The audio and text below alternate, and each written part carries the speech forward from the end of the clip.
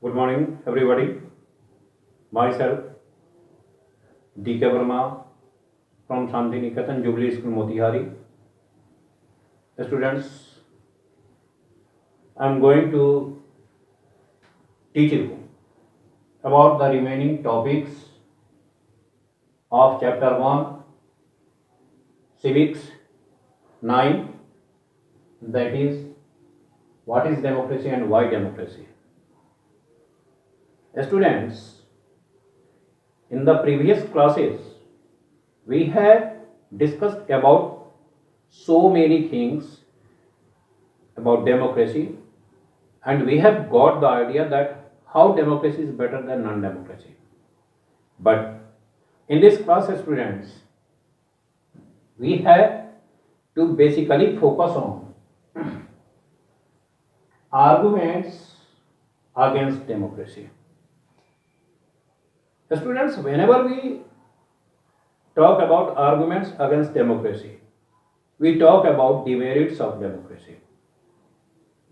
Although we have studied about merits of democracy, whole of the chapter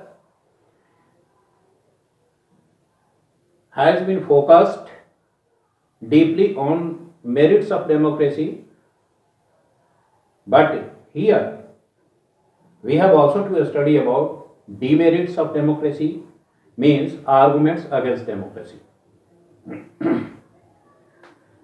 Students, some people or rulers in the world say that democracy is not a good form of government. You can easily think who they are. They are actually the people of non-democratic setup. They search out some demerits of democracy, and that is why they say that democracy is not a good form of government. What do they say about arguments against democracy? Students, they say that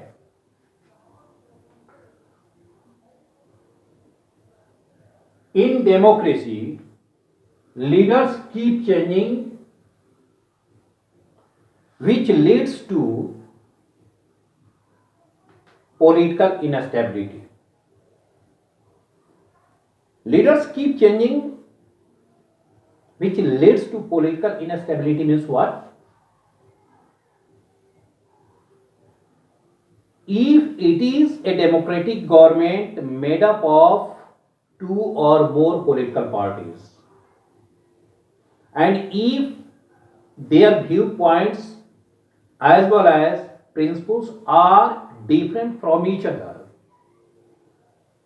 then there can be a situation of political instability in democracy. But if a democratic government is made up of its own majority, or a government is made up of so many parties on the basis of mutual understanding and support, as a coalition government with a strong willpower to see the nation, to see the benefits of the nation, and to run the nation in a very nice way, there can be a situation of political stability. But people of non-democratic nations say that leaders keep changing in democracy, which leads to political instability. The second topic of their discussion is that it is all about political competition, means democracy is all about political competition. There is no scope of morality. Nowadays, we see that to win the election,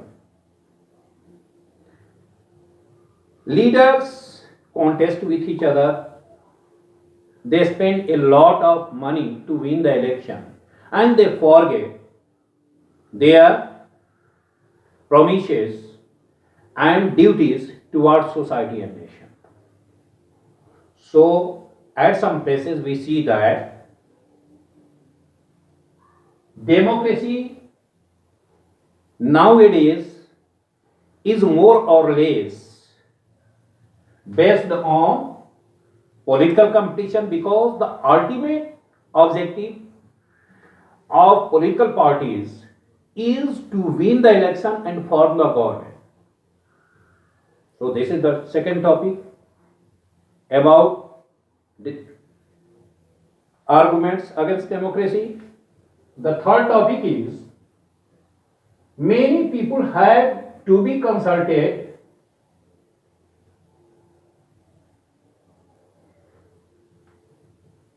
in democracy that is helpful for delays in decision making processes.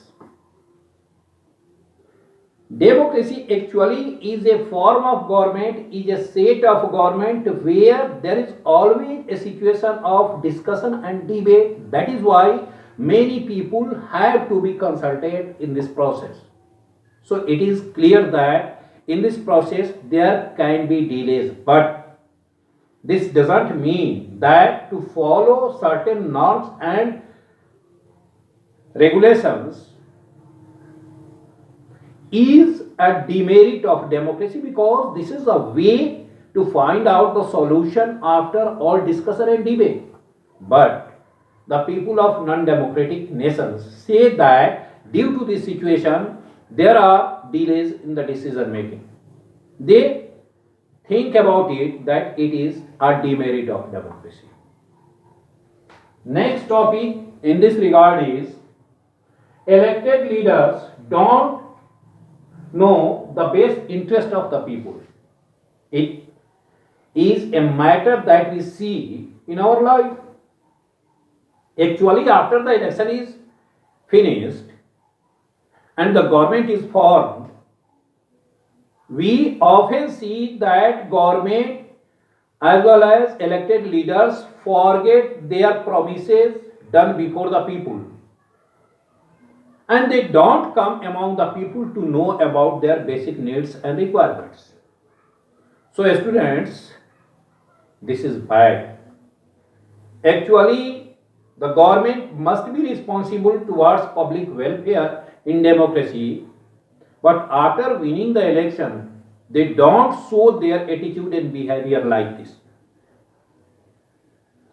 So this is a demerit of democracy, and this should be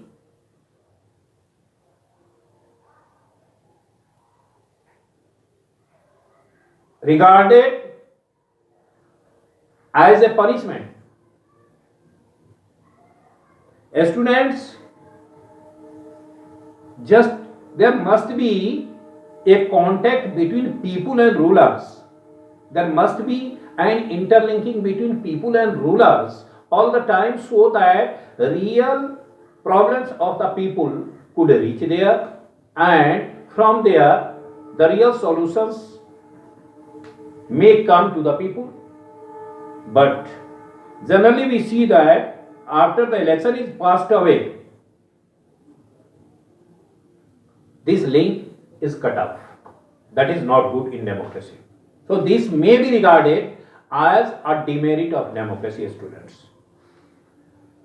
And in this respect, I would also like to tell you that democracy leads to corruption as it is based on electoral politics. Democracy leads to corruption means what? I would like to tell you that during the election a lot of money is spent by the leaders to win the election. Why? There is a need to spend a lot of money during the election. It becomes very clear, students, that there is an attempt directly or indirectly to win the election by impressing the people on the wrong direction. So this attitude is not good. So students, it is now very clear that although democracy is a good form of government, but some points are helpful here to tell us that there is greater chance, or there are so many needs for the reformation, for the improvement in democracy. With this lecture, with this topic, I am going to stop my lecture, and remaining topics from this chapter would be discussed in the last class, last lecture.